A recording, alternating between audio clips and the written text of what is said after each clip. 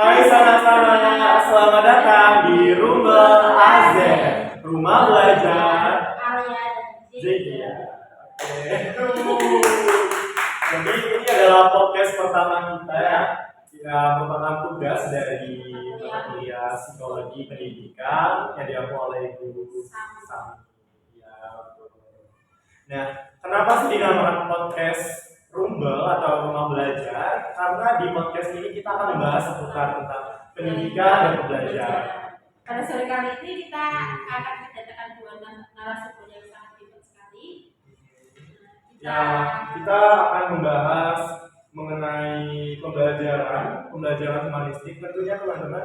Mungkin untuk teman-teman yang sedang berkuliah khususnya di bidang pendidikan guru sekolah dasar sudah tidak asing mengenai 4 teori, teori behavioristik, terus teori humanistik, terus teori kognitivisme, terus dan terakhir apa tuh? Konstruktivisme. Iya teman-teman. Nah, pada kesempatan ini podcast pertama kita, kali ini kita akan kedatangan 2 tamu spesial, 2 narasumber, mungkin yang sangat hebat dan ahli di bidangnya. Yaitu khususnya hari ini kita akan belajar dan bertanya-tanya, kita akan have fun bareng mengenai pembelajaran humanistik di sekolah maupun yang ada di rumah. Pasti teman-teman tidak sabar lagi ingin tahu. Baik, sekarang kita berlama-lama lagi kita sambut saja. Ini dia 2 tamu hebat kita, Kak Syira dan Kak Hilda. Oke, halo Kak. Halo, ya. Selamat datang di podcast Rumbel AZ, Rumah Belajar Alia dan Zekia. Oke. Wow, gimana nih Kak kabar hari ini? Apakah sehat? Alhamdulillah sehat. Kira-kira aktivitas akhir-akhir ini apa Kak? Mulai dari siapa dulu nih? Boleh, ayo dulu ya. Oke.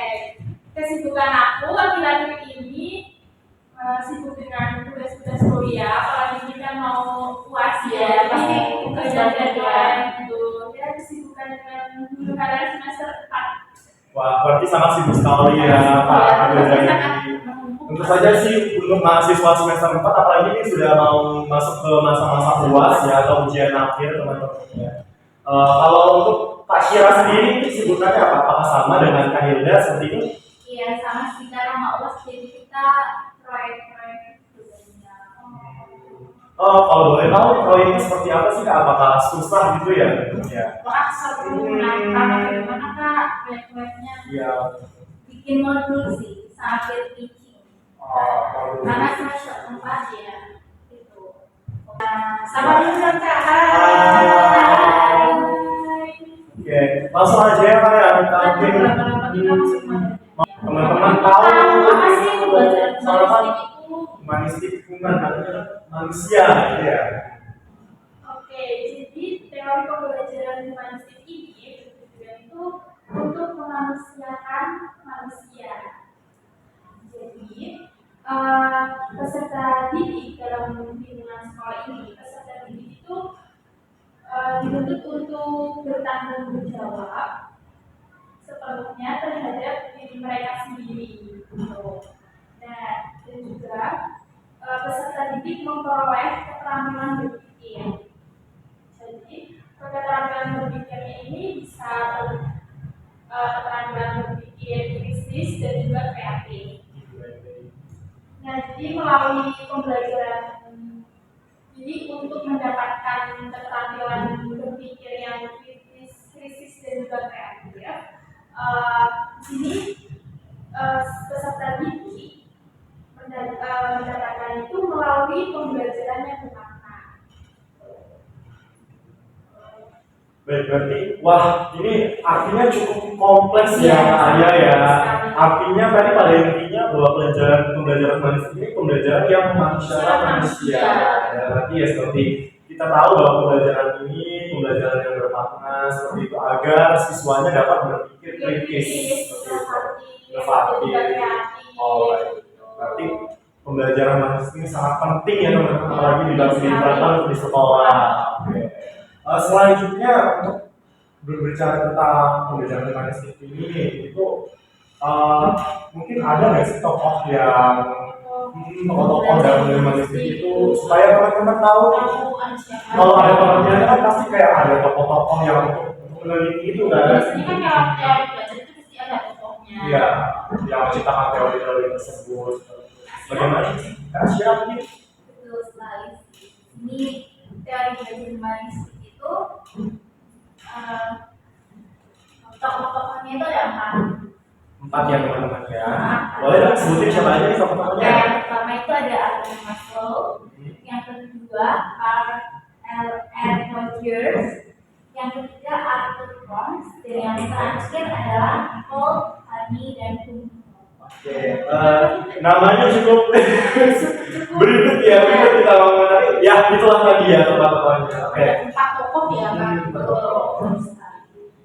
Jadi gimana itu dari tokoh-tokoh tersebut? Nah, jadi pasti kan berbeda-beda ya, ya ini pandangannya. Nah, jadi aku akan menjelaskan teori Abraham Maslow. Jadi ini adalah teori yang paling terkenal dan ada 5 tahapan. Iya benar. Yang pertama itu fisiologis ya. Fisiologis ini itu mencakup dari makanan, minuman, pakaian, dan yang lain. Terus rasa aman, jadi kan pasti seseorang ini kan butuh rasa aman yang dirasain. Nah, rasa aman dari keamanan, keteraturan itu juga butuh. Terus stabilitasnya juga. Terus yang ketiga itu sosial. Jadi manusia kan nggak mungkin hidup sendiri ya, dia akan bersosialisasi gitu kan. Dari afeksi, relasi, dan keluarga.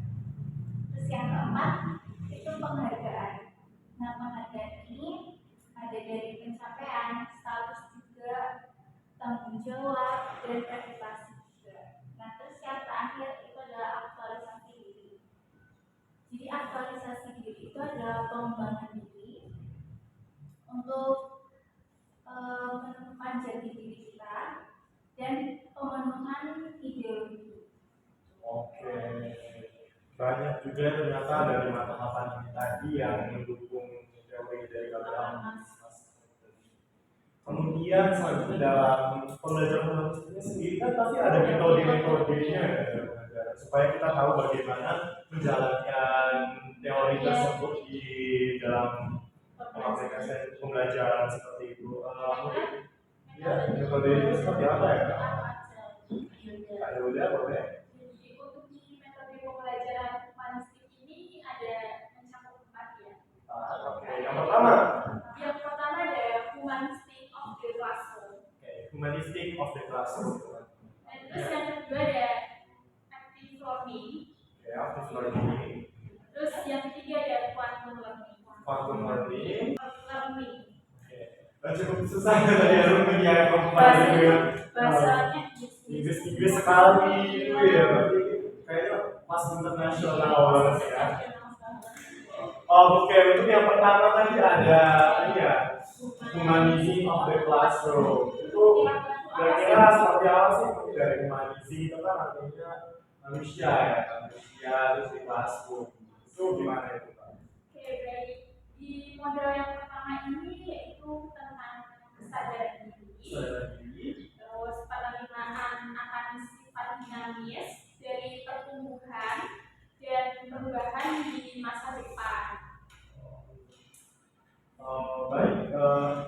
Yang kedua ada active learning. Kira-kira itu gimana sih Kak? Jadi active learning ini itu mereka dapat memperoleh berbagai pengetahuan bukan hanya di kelas, mereka juga bisa mendapatkan pengetahuannya di luar kelas dan juga di luar sekolah gitu, di masyarakat. Betul. Berarti artinya itu pendidikan itu tidak harus didapat dari kegiatan formal ya seperti di sekolah itu, tapi dari banyak hal seperti itu bisa menjadi pelajaran yang penting.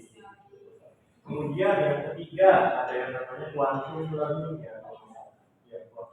Jadi di quantum learning ini mencakup interaksi, koneksi, dan inspirasi, di mana di situ itu di dalamnya itu dan di sekitar momen pembelajaran dalam praktiknya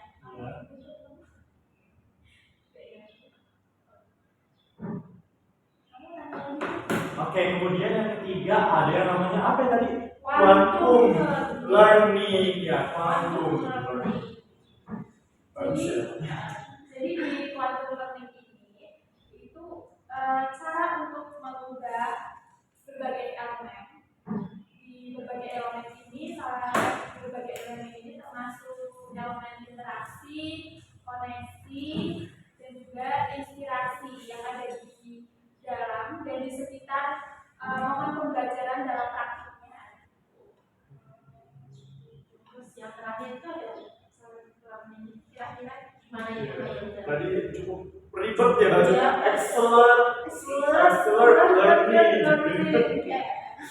Mungkin itu ribet juga ya pengertiannya. Jawa susah banget. Tapi yang penting kan kita tahu pengertiannya gitu. Jadi pengertiannya apa nih Kak Yoga? Jadi di metode yang terakhir ini itu pembelajaran itu menjadi lebih cepat, menyenangkan, dan juga memuaskan. Dapat menggunakan, jadi di pembelajaran ini bisa menggunakan beberapa pendekatan seperti pendekatan somatis, auditori, visual, dan juga intelektual untuk memandu kelas dalam pembelajaran. Oh, berarti di excellent learning gitu. Jadi apa? Berarti ya benar sih tadi kan di metode ini artinya siswa itu bakal lebih cepat menangkap, terus menyenangkan, memuaskan tadi ya, karena tadi sudah dijelaskan bahwa di dalam pembelajaran ini ada yang namanya auditori, terus juga ada yang berbasis visual. Artinya kan di dalam pembelajaran kelas ini pasti menggunakan media pembelajaran. Yang kita tuh nggak bosan ya kan? Karena ya sesuai dengan perkembangan zaman ya teman-teman, pasti kita harus menggunakan teknologi yaitu dengan cara tadi menggunakan media pembelajaran seperti video, YouTube, atau yang biasa sering dilakukan anak-anak PGZ itu PPT, Canva, seperti itu ya. Menjadi senang dan juga semangat aktif juga. Betul sekali Pak Freda. Oke, sekarang kan kita sudah berbincang-bincang mengenai pengertian, kemudian teori dan juga metode ya. Langsung saja kita to the point banget nih. Manfaat dari pembelajaran humanis itu seperti apa? Ya teman-teman tuh tahu Iya, manfaatnya pembelajaran humanis itu apa? Soalnya kan dari tadi kita ngobrol-ngobrol ya. Emang apa sih manfaatnya gitu kan? Biasanya kan kalau kita ada teori terus kita belajar sesuatu kan pas orang-orang tanya apa sih manfaatnya dari pembelajaran itu kira-kira gitu. Gimana? Siapa nih? Boleh jelasin? Boleh. Oke, siap. Jadi manfaat dalam pembelajaran humanis ini itu mengoptimalisasikan potensi dari peserta didik. Dan yang kedua, meningkatkan juga motivasi belajar. Jadi agar peserta didik itu termotivasi dalam pembelajaran. Jadi nggak cepat bosan. Nah, yang ketiga, penguatan keterampilan sosial dan emosionalnya. Karena humanis itu kan memanusiakan manusia ya.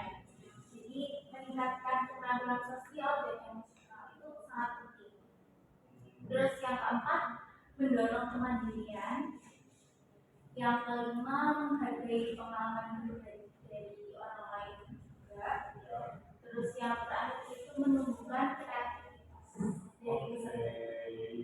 Banyak juga yang manfaat tadi yang tadi sudah dijelaskan sama Kak Syira, itu adalah mengoptimalisasi potensi individu. Tentu saja ya pada pembelajaran humanis ini tujuannya yaitu yang pertama untuk mencari untuk meningkatkan bakat ya potensi yang ada dalam diri peserta didik ya Potensinya itu apa? Ya mungkin ada yang suka melukis, menyanyi,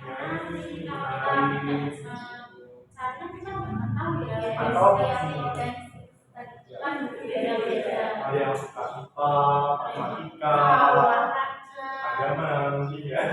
Di sini teman-teman ada yang suka matematika nggak sih? Iya. Iya sih, bikin ngantuk ya. Terus yang kedua tadi adalah ini ya meningkatkan motivasi belajar. siswa tuh termotivasi ya. Ya semangat belajar. Apalagi tadi udah dijelaskan bahwasanya metode pengajarannya itu menggunakan auditori, terus ada juga visual. Pasti ya tentu siswa-siswa merasa tertarik, merasa minat belajar. Kemudian tadi yang ketiga tuh penguatan keterampilan sosial dan emosional. Betul sekali sih di pembelajaran humanis ini tentu saja apa ya, peserta didik itu belajar tentang mengendalikan emosi, kemudian juga mulai meningkatkan keterampilan diri sendiri ya, sama seperti tadi yang potensi tadi ya, kemudian mendorong kemandirian dan menghargai pengalaman pribadi serta menumbuhkan kreativitas. Banyak banget yang manfaat daripada humanistik. Selanjutnya itu ada, selain manfaat, ada tentunya dalam pembelajaran itu ada tantangan ya. Tidak mungkin tidak ada tantangan. Kita boleh tahu nggak sih tantangan-tantangannya? Oke, baik. Jadi di tantangan ini juga satu dengan tantangan juga ya. Iya. Tidak hanya manfaat yang sudah dijelaskan, pasti mempunyai tantangan. Jadi tantangan yang pertama itu ada subjektivitas evaluasi. Nah, subjektivitas evaluasi ini di mana fokus pada pertumbuhan pribadi dan keunikan individu. Terus yang kedua ada keterbatasan dalam keterampilan mengajar. Tentunya kita pastinya mempunyai keterbatasan ya, karena itu satu juga dalam tantangan. Jadi di poin kedua ini guru perlu memiliki pemahaman yang mendalam tentang pendekatan dan mampu merancang pengalaman pembelajaran yang sesuai dengan kebutuhan individual siswa. Karena tadi ya, apa berbeda, jadi kita harus tahu. Apalagi tadi sudah dibahas bahwasanya kan dengan memanfaatkan teknologi seperti ini pastinya ya tidak satu atau dua guru yang merasa mungkin kayak dalam menggunakan teknologi kita nggak perlu lagi capek-capek belajar sama itu lagi. Mungkin itulah menjadi tantangannya dengan kemajuan teknologi. Perlu diingat teman-teman bahwa semakin berkembangnya teknologi, tapi kita juga perlu untuk mengasah skill kita juga dalam mengajar, dalam belajar. Kemudian ada lagi tantangannya Pak. Terus selanjutnya yang tantangan yang ketiga itu ada tuntutan dan waktu berbeda. Oke, itu apa tuh? Jadi pendekatan humanistik ini membutuhkan waktu yang lebih lama dan sumber daya yang lebih besar. Karena melibatkan interaksi personal dengan setiap siswa dan memiliki penekanan pada pengalaman pribadi dan Cukup kompleks juga ya tantangannya ternyata. Oke. Jawaban Kamilda dengan Syiranya sangat-sangat keren sekali. Kan sudah dibilang ya tadi di awal, kita tuh selalu akan mendatangkan tamu-tamu yang narasumber yang sangat hebat sekali. Oke, itu tadi adalah sesi terakhir ya daripada podcast Rumbel A dan Z pada episode 1 kali ini. Terima kasih ya. Oh ya, closing statement buat kalian berdua kepada sahabat-sahabat kita belajar dari Aceh, terus tadi apa? Manado, Banyuwangi dan Jakarta. Bahkan sampai ke luar dunia. Boleh Kak, gimana Kak? Closing statementnya? Closing statement dari kita, ini kita berarti ya. Iya. Jadi Yuk sama-sama ciptakan ruang belajar yang lebih manusiawi, lebih empati, dan lebih bermanfaat.